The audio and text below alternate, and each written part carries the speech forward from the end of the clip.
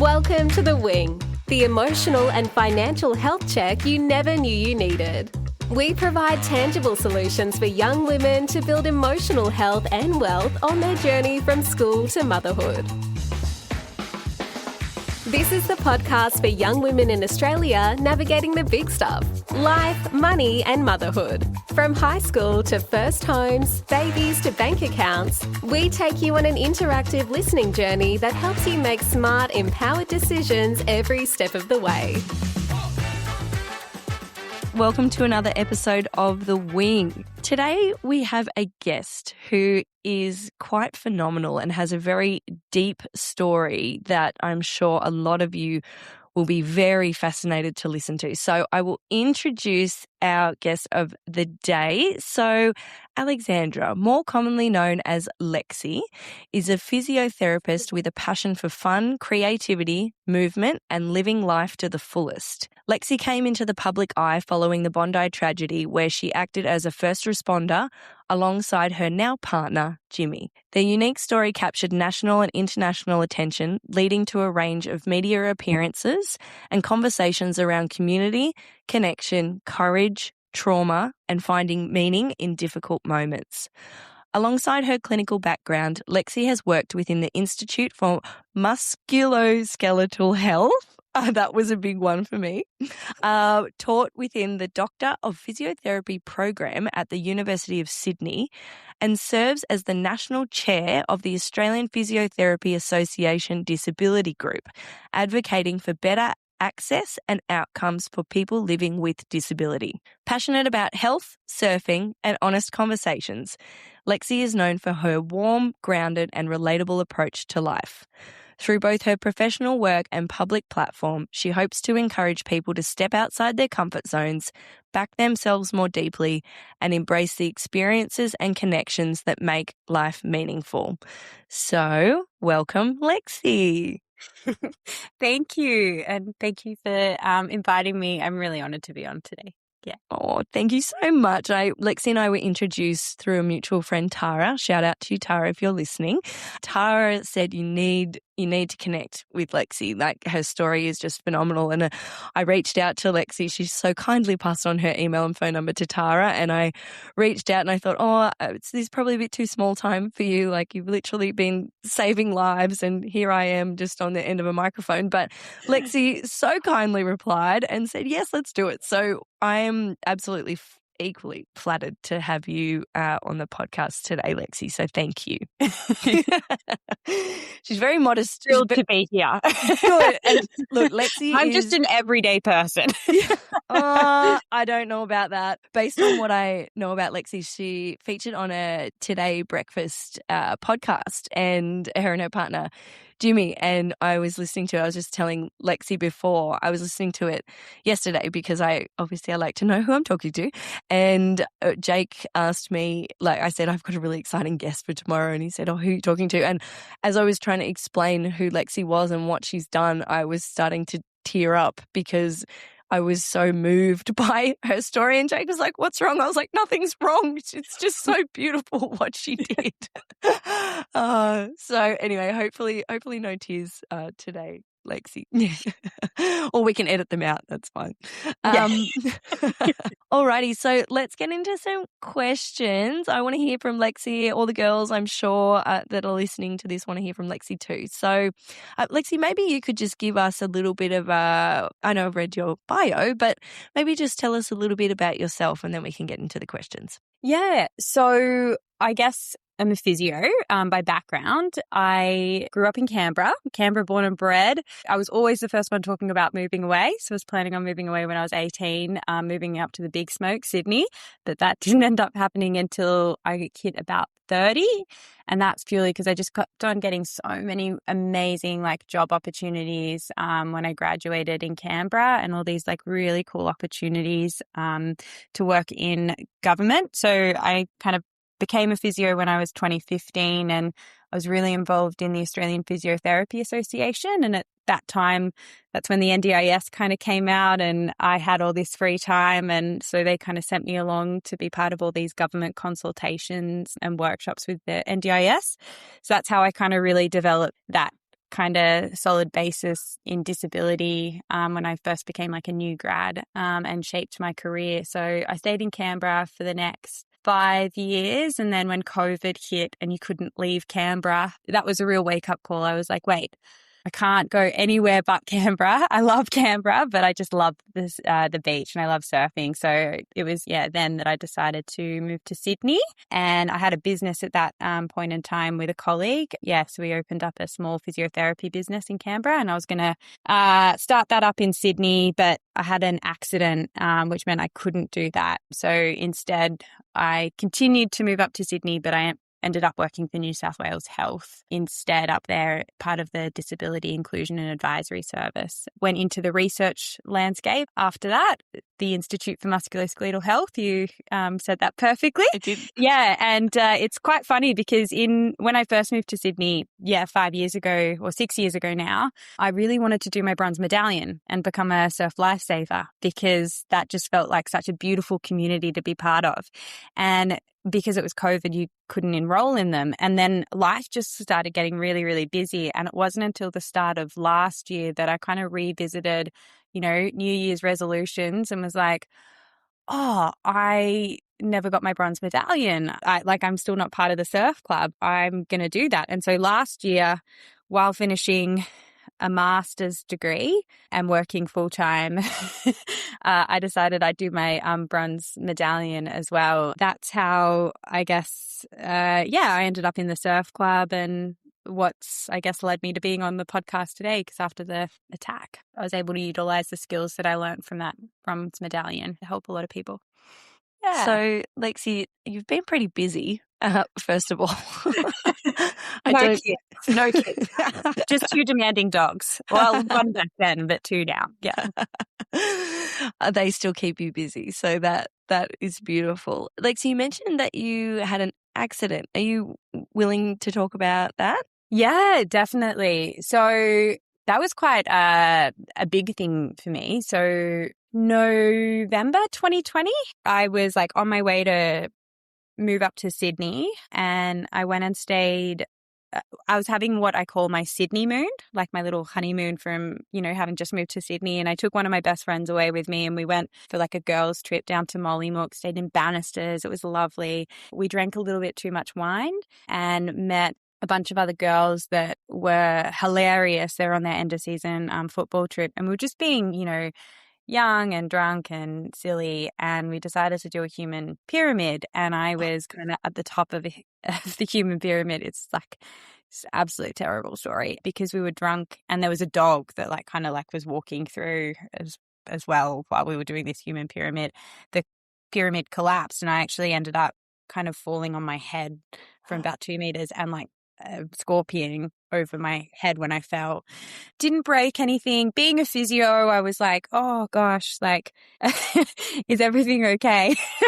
And I was like, I can move all my limbs, so I must be fine. And we're in regional New South Wales, so I couldn't go to, a hospital without it being like an hour's drive away. So, I knew that there was nothing too seriously wrong. But yeah, when we got back to Sydney, I'd just gotten kind of a part-time job at the hospital, which I ended up working for full-time later. I was still feeling really nauseous and really dizzy about a week later. I knew that I couldn't get anything done on my neck. I thought maybe it was just coming from my neck, but I needed to make sure I hadn't fractured anything in my actual spine. And so the only place I knew where to go, because I had no doctors or anything, was the actual emergency department. So I just asked my manager if I could go to the emergency department to get a scan, and they were fine with that, keeping in mind that I couldn't tell them that I'd been drunk and fallen off a human pyramid. So I told him I'd hurt my neck surfing, which was a terrible idea. And next minute, while I was in the emergency department, I ended up getting admitted to hospital that day. So I didn't have a contusion. I hadn't broken anything in my neck. What had happened was I had post-traumatic amnesia. So I'd hit my head so hard. I blacked out at the time. But yeah, I had, I guess, enough of a bit of a brain injury to cause amnesia. And so then I was locked on hospital for a week. Oh, so you have to pass this test consistently every 3 days. Yeah, I had amnesia for 2 weeks after the incident. Not amnesia where you don't remember everything. It's just your ability to lay down new short-term memories. So that happened. And then I got diagnosed with epilepsy. And all of my work as a physiotherapist was in the community and involved driving. So I couldn't drive. And so I was off work for about 6 weeks. And then luckily I had this other job and it was COVID. So they needed people to come into the office. So I was in the hospital out at Concord. Yeah. So that's kind of what happened when I was 30. And that was a massive life adjustment. Did that incident influence your work with the Disability Association? Or was that you were already working with them? Yeah, so I was already working with them. So I got offered all of these disability positions because the NDIS kind of had just come out and they wanted representation from the APA in all of these different sort of meetings and stakeholder discussions. And me being young and really keen and passionate and not having kids, had the ability to go along and sit there as a representative and be able to take that information back to the APA committees so they could talk about it more. So I was kind of just like this conduit, providing information backwards and forwards. Yeah, so that I developed that, and I developed this absolute love for people with disabilities, learning more about the scheme and just understanding the scheme meant I could give people a lot more information and better outcomes. And I was realistic about what we could and couldn't do. And I'd met so many amazing practitioners as well through doing all of these different workshops. And it just meant I learned so much because I was in that space. Then having my own lived experience and understanding what it was like to felt locked out of a community after having a head injury, that was, I think, what will embed caring about people with disability for the rest of my life. You can see it, but until you actually feel it, it's completely different. I really understood the struggles and I really empathize with people that do have disability because it's really hard to explain, and especially when you don't actually have a disability that people can see. Because, there was, I was reliant on public transport there, but there was some times where I was so sick and so dizzy and so confused because I was adjusting to medications. And I think people just thought I'd had too many drinks or something when I was on the train or, didn't realize that, or I felt really weak and I wanted to sit up the front of the bus. And if anybody's been on the 333 in Sydney, it's absolutely jammed packed, and they just probably thought I just wanted a seat because I was guilty. But no, I actually wanted to be somewhere close around people that could help me if I felt like I was going to have a seizure, on the bus. So it's really hard when you don't have a visible disability because people they don't understand it. Yeah, it's like an invisible disability, and you're not going to explain yourself to everybody in public, but you still have to do things differently to make yourself feel safe, like you said. This might be a really silly question, but with the epilepsy, is that now something that you live with forever?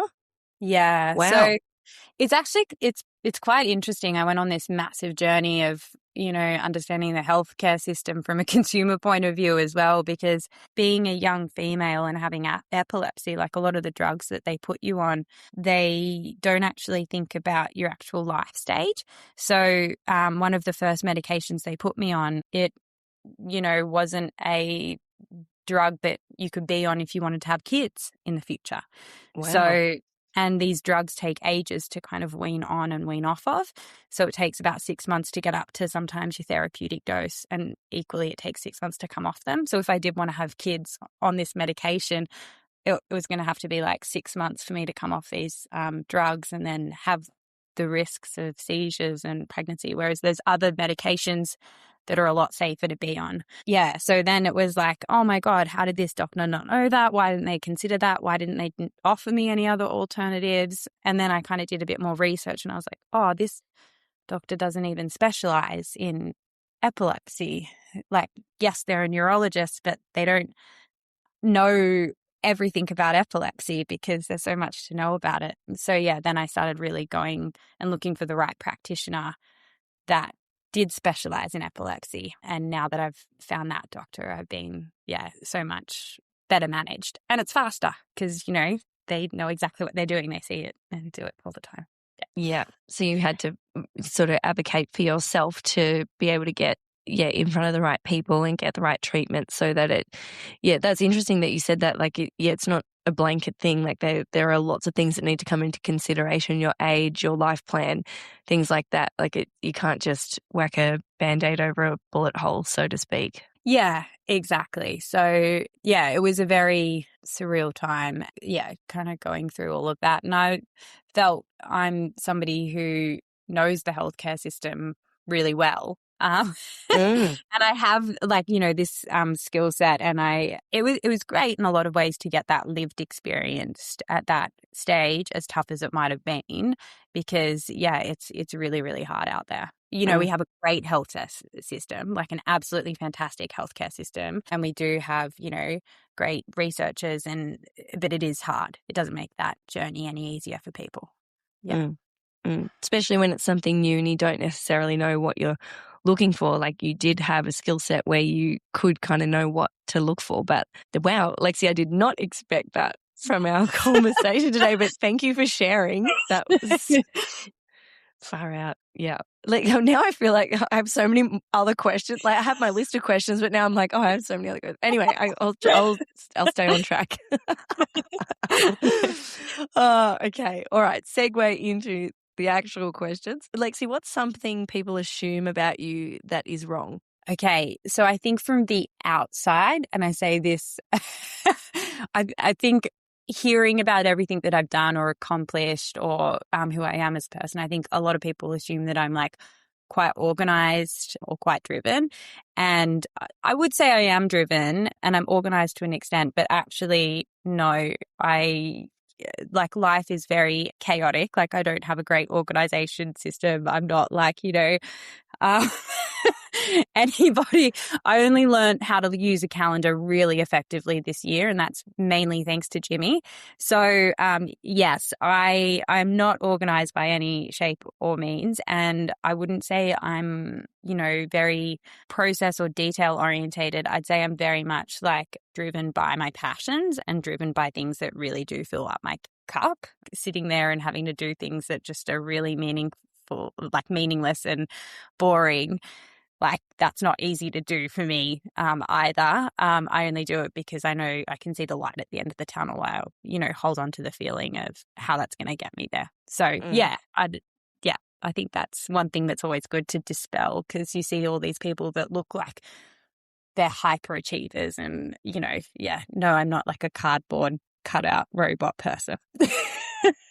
That's organized. You can still be super successful and not organized.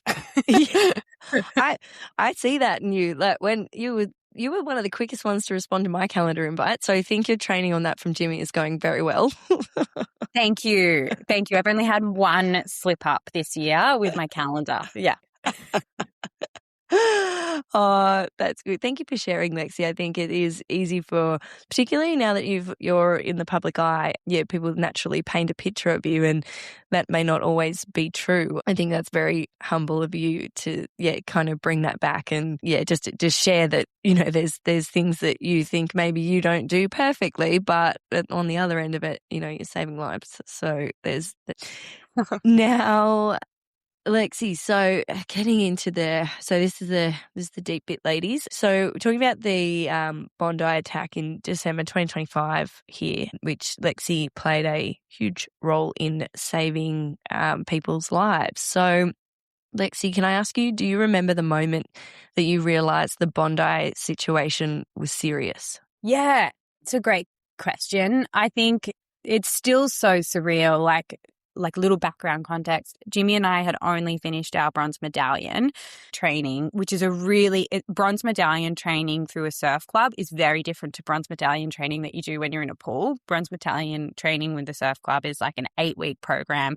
It's really full on. It's all about CPR, team CPR, responding to emergency situations. it's like one evening and pretty much half day on a Saturday that you're working with your little group for 8 weeks. So yeah, it's a very comprehensive hands-on and theory, like practical training. So we just finished that course 1 week before the actual Bondi attack, and Jimmy and I had become friends through that. And he and I lived a street apart, and so we had both agreed to catch up for drinks. And I had come to his beforehand, and he was like dawdling in the back. Well, no, it was actually really lovely. We were sitting out the back and having like some drinks, but I'd just finished my master's that week as well. And so I wanted to go and get some, like, we were drinking coconut water and I just wanted, like, you know, a proper drink. So I was the one who was like, hey, let's go like before happy hour was over, which was like the whole reason we were on a bit of a time kill as well, because happy hour finished at 7 and I wanted to make sure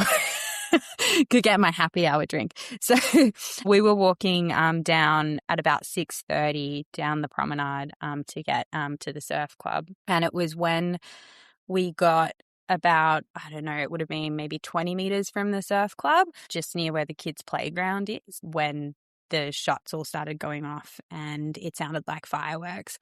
And it seemed so normal that day, like you would have no idea that anything was happening. And so it was seeing like the fear in Jimmy's face when I actually realized probably what exactly was happening. And for me, my brain just still hadn't clicked on. I just really felt like it was fireworks. And I kind of froze when I saw the fact that Jimmy realized this isn't fireworks, this is gunshots.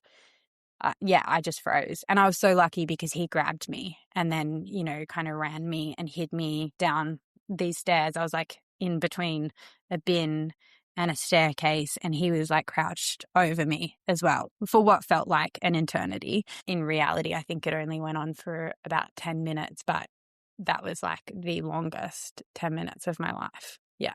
So yeah, that was kind of the point and moment where it kind of everything felt real. And I think if you see the footage, you see all these people fleeing. We were in this really bizarre field of view where the promenade where everybody was fleeing was behind us. So we didn't see anybody fleeing because we were facing forward. And then in front of us, our view was all obstructed by the trees. So we were like kind of in the path directly in front of where the shooter was shooting, but there was a bunch of trees blocking our view, so we couldn't see the shooters on the bridge. And then, Lexi, after that moment, and that you obviously you were in it at that point in time, what happened next in terms of, like, obviously you guys, you know, you're very trained in making sure people are comfortable in their life with your physio training. But was there a moment, or like what was the moment where you realized that you needed to start helping other people on the scene? And do you feel like your physio training kicked in automatically at that moment? Or was it like, what was that transition like for you from going from being terrified, scared, didn't know what was happening, to being a first responder? Yeah, it's a great question. It's a really great question. I think the thing for me was, as soon as I saw, so I wasn't one of the first people to run out into the field. Like Jimmy and one of the other guys I trained with, I saw both of them kind of out in the field, and it was like my training just kicked in. And there's one thing that our head trainer said throughout our sort of course, and, you know, at the time I remember being like, oh, this doesn't really make that much sense. But she's like, you don't rise to an occasion, you fall back on your training. And so, and now I say this because it's so true. So when I saw those two out there, I was like, oh, I have to get in and help too, because that's what you're trained to do. You're literally trained to respond to emergencies with a sense of urgency. That is completely what they teach you in your bronze medallion. As soon as I saw those two going out, I was like, okay, cool, I'm going to run out. And when I ran out and I started seeing death and destruction and the devastation in that park, it was awful. It was something out of a movie scene. Like, seeing like war films, that is the closest thing that I can tell you. Like, it was absolutely awful. And having my physio brain, I think, did really give me an extra skill set that was really useful because, yes, you can go and start CPR on someone or you can go and assess that one person, but it means you can only do something for one person. And as soon as you start providing any sort of first aid or CPR assistance to one person, you can't leave them. And so in my head, I knew we actually need to assess this situation and get a bit more of an idea of exactly who needs what, because we only have a certain amount of supplies. Yes, we have defibrillators. Yes, we have oxygen. Yes, we have different sort of like first aid kits, but we don't have, 100 of them. And there's over 100 people who need them right now. Maybe not defibs, but, there's a lot of people who are in really serious critical conditions. So my kind of view was to go around, help people with light touches where I could, if they'd been shot or and it wasn't too bad, like just lifting their legs up, putting their legs up on a chair to, promote circulation back to the heart. Yeah, doing really light touches that might help preserve life, but not actually starting specific hands-on resuscitation techniques unless it was absolutely critical. Yeah, but the other thing was I knew I could direct other people who were there who wanted to help. So, if somebody needed pressure on a wound and there was somebody else who didn't really know what to do, cool. I want you to put pressure on that person's wound. Just keep on putting as much pressure as you can. Someone will come back, and then mentally check noting, okay, that person might need a tourniquet. That person needs a defib. That person needs the oxygen. Yeah, so kind of going around and creating a little bit of an idea. And then the most incredible thing was, because you learn all these like signaling techniques as a lifesaver.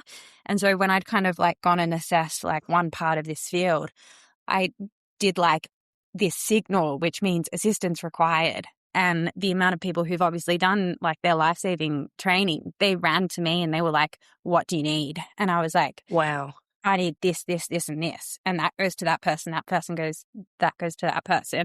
And that's how we were able to kind of start coordinating like where supplies went.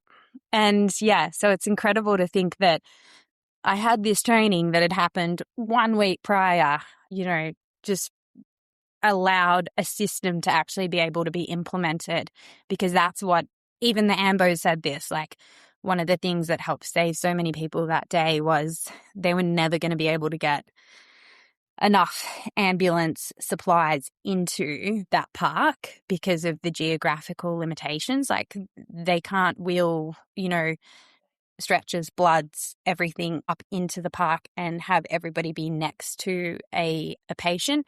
They needed the surf lifesavers to carry people out to a triage bay. So then, 4 people could be managed by one paramedic. He's like, that's why that survival rate was so high. It was because we had enough supplies and hands on deck to be able to actually get the supplies to the people, because that first hour of life is so critical. So that's, I think that's something that's never really been that promoted in the public, but that's like a lot of the stuff that we got in our debriefing sessions was, it wasn't just the fact that people were able to go out and provide first aid. It was the fact that they were able to actually get the supplies to the people as well. Like that was so, so critical. So that's why it's just been so important for anybody who provided assistance on that day, whether it was just carrying somebody to a different location, that was life-saving support. And that's what they really credit a lot of the success of that operation with. And I should also say, just quickly as well, because this like never got released in like the media, there was actually 8 people from our club who had completed advanced resuscitation training that day. And so advanced resuscitation training actually covers your massive severe bleeds. And I know for one of the people that I helped work on with the team lead there, he would not have survived had she not have been there. She like knew exactly what to do, from wetting down wounds to like providing the right compression to like actually stop that bleeding really effectively. It was incredible. And she was there telling people what she needed. And that was like, it was incredible. Yeah. Lexi, it's hard to know what to say because you've just painted like I feel like I was there with you. Like that is just like such a like incredible recount of events, so clear. Okay, I have goosebumps right now. Not about me.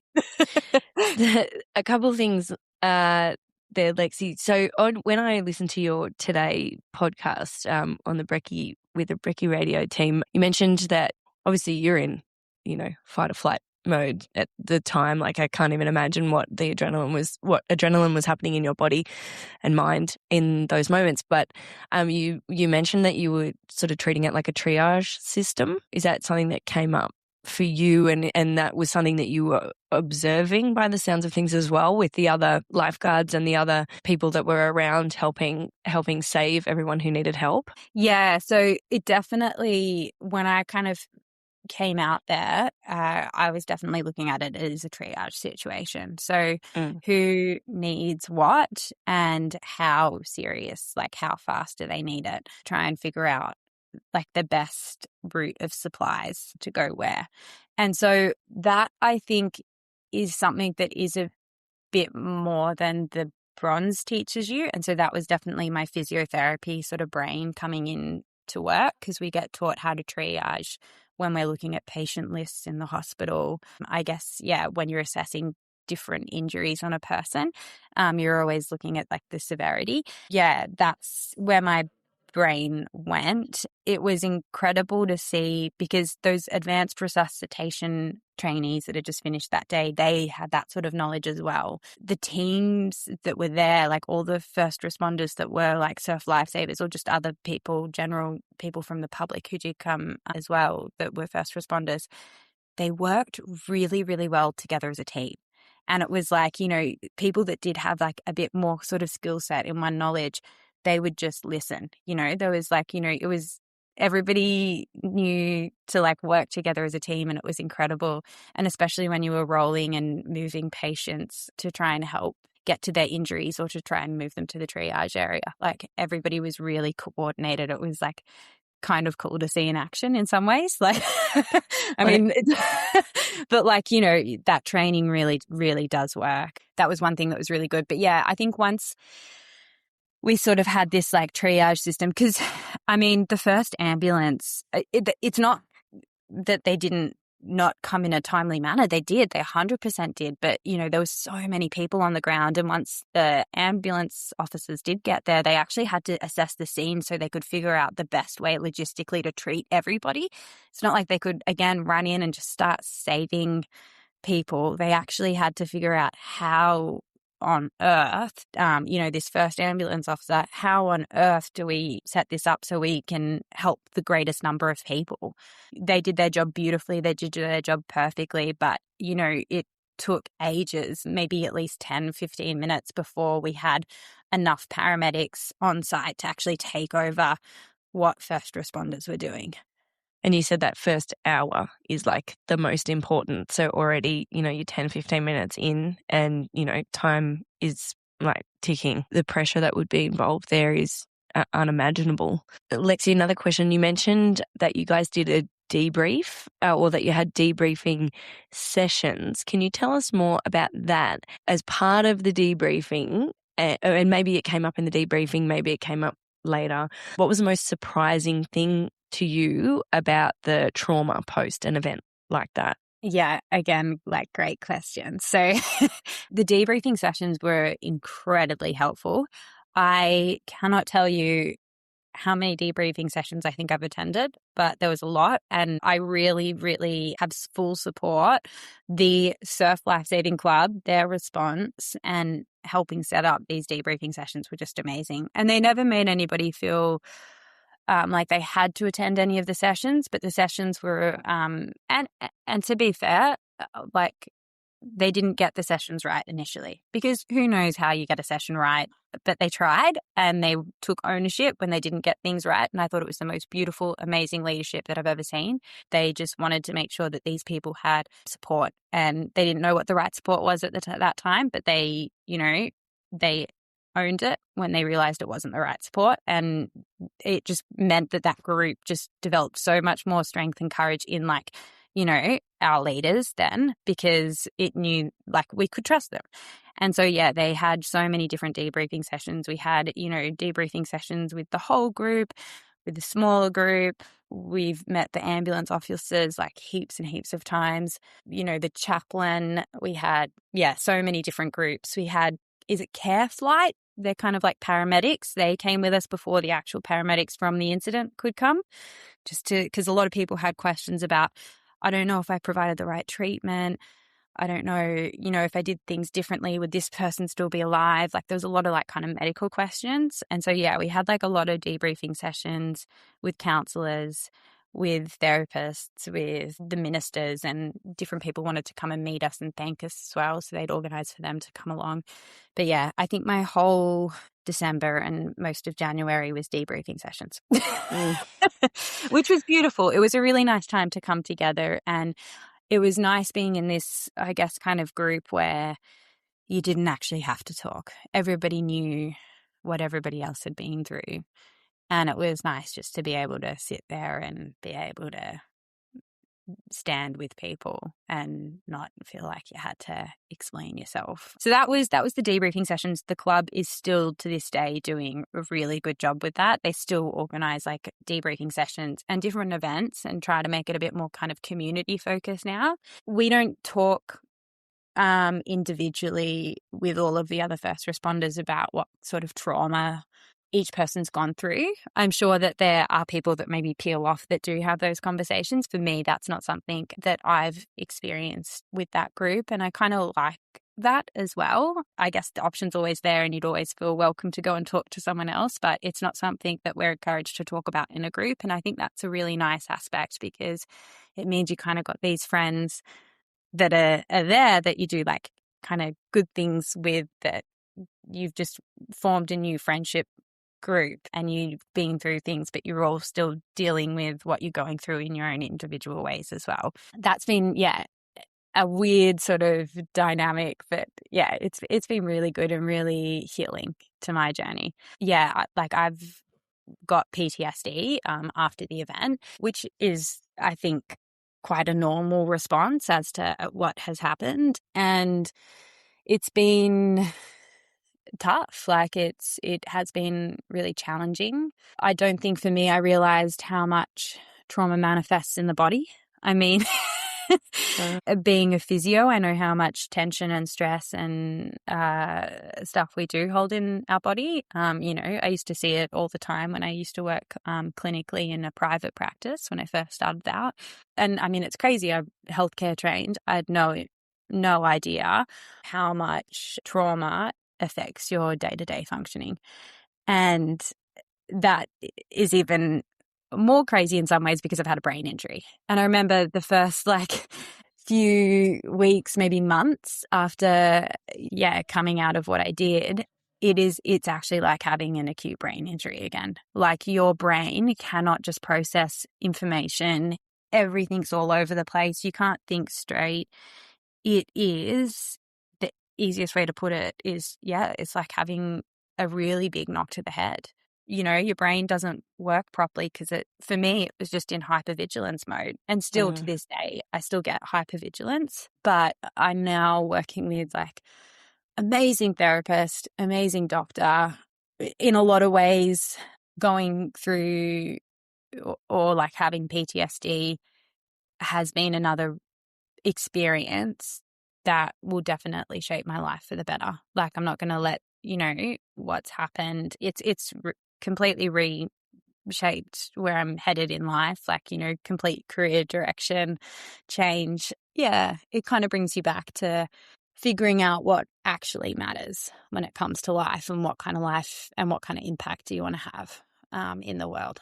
Well said and well summarized, Lexi, because it's not something that you just, can just move on from. Like you said, this is something that will probably follow you around for a while, but knowing that you have the right people in your corner to help you process that and come out the other side and use it as it's just going to become one of your many superpowers, I think, that's going to keep driving you forward. So I think just your positive outlook on it, your positive action, you're not dwelling, you're just moving, I think is such a strong message, and hopefully that can sink in with anybody listening, if you look at that in a lens through your own life, and no matter what is going on, there is always a solution. And yeah, taking a little leaf out of Lexi's book is probably going to be pretty valuable for all of us, I think. Speaking of, Lexi, positive outcomes and outlooks, can you tell us a bit more about you and Jimmy and what it's been like building a relationship that began in such an intense circumstance? Yeah, so it's been great. Like, it's kind of funny because I had gotten so I'm 36 now, so I was 35 last year, and I had very much been on this like dating warpath and kind of signed myself up to just being like, oh, you know what, I'm okay. I'm going to have kids by myself. I'm going to be this like, single lady who doesn't care. Like, it'll be great. Like, yeah, I was just very much about that. And then to find a partner in this circumstance, and then it's quite funny because we were so platonic. Like, there was just not an inkle of anything more in either our eyes. In fact, to the point where we still debate it to this day. Like, we're like, oh, no, surely you were like hitting on me, and no. And like, we both like, so we very much know that, yeah, like we just never had considered each other as an option. Yeah, it was so weird because it was 2 days after the attack. We'd spent so much time together because we drove someone to hospital. So we'd been on the phone to each other's parents, which was like, kind of a weird sort of thing to start off with. But then it was really sweet seeing how each other's families like interacted and seeing how that person interacts with their family. So that was like really cute. And it was like, oh, okay, cool. And then we had all these debriefing sessions together. I just remember amongst all of the chaos and everything that was going on like around, I would go and find Jimmy in an event and I would hug him, and nothing made me feel more calm. Nothing made me feel more safe, more calm, more loved, more supported. Like in that moment, like he would just instantly like just relax me. And there was no romantic feelings there at that point either. Like that was just the first 2 days. Like, I'd just go up to him and he was like just this incredibly safe person for me. And that was amazing. And he still is. But then it was like, because we had this safety, it was okay to have fun. Like, because like, everything was so somber like afterwards. And I'm such a normally like playful, fun person. And so I remember we were going to go shopping to get some ingredients to make dinner at somebody's house. And we were just having this like really fun, like shopping like experience. And I remember looking at him being like, oh, you're fun. Like, you're like playful, like, and like we were just like having like all this banter and it felt like we were a couple, and it was really weird. And I was like, oh, okay. Yeah. That evening he kind of tried to kiss me, and I remember I didn't know if he was trying to kiss me. I thought he was just coming in for a hug, and he was tired and like, it was late. And then, so I was like, oh my God, like, I was like, this is my like friend. Like, what am I doing? I was like, I've just been through something tragic. Like this can't be happening. This isn't happening. And so, yeah, we kind of the next day I wanted to talk to him in detail about how he was feeling and making sure we were like both on the same page. And then he beat me to it and like kissed me, or asked if he could kiss me instead, which was nice. But then we ended up having this like massive conversation about feelings and whether feelings were okay at this stage, and being really like two level-headed like adults about it. And it was great. And I think because we could be just so emotionally, we were both very cracked open, as was everybody at that time. There was no way you could hide your feelings whatsoever, which is kind of a nice way to come into a relationship, not having your kind of like walls up, not trying to pretend to be cool. Like you're both like as raw and as emotionally open as you can be. But it was good having like these really like open conversations about, well, what if things like don't work out? And it was always like to the level of, well, actually, no, like this has been an incredible experience regardless. And if this isn't right, then it's not right, and we'll go back to being friends, and we're both adults. And so we talk about the downside, but then we're also just so excited because like every aspect where we got to learn about each other more, we were like, oh, you like surfing? Oh, that's how you feel about like this aspect, oh my God, amazing. Like, you know, and turns out you guys actually had a lot in common. so much. And we had all this time together because we were at all of these different like debriefing sessions that it was kind of like you couldn't escape him if I tried. And so, yeah. And I just had so much fun with him and it was so nice. And yeah, it was just like these emotions. Like I just formed this really intense connection with him. And it was beautiful. And then it was kind of like you go through what you went through and it was like, well, he's 46. I'm 35. I want kids by the time I'm 37.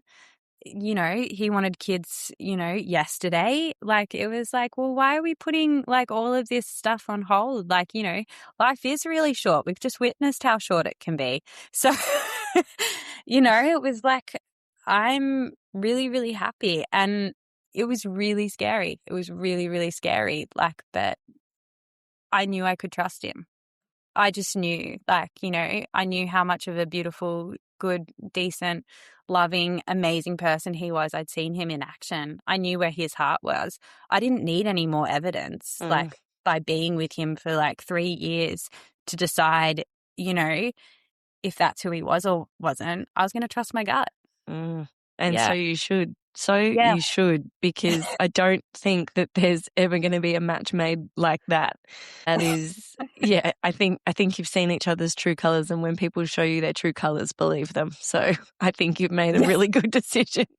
And you guys are, I know this, you guys are engaged and you're getting married in November. Is that right? We are. And the Rabbi Levi Wolf, he will be marrying us in November, which is very exciting.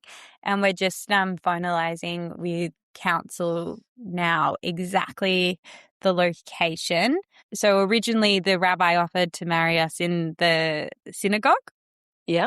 Which was amazing. And then we actually went and had some more talks with him, and he's amazing. I could not have more respect and adoration for Rabbi Levi Wolf. He is just one of the most magnetic, inspiring men you'll ever meet. I don't know how he does it. He's great. So I was absolutely thrilled when his offer to marry us was actually real. Because I just thought it was a passing comment. And then when we went and met him.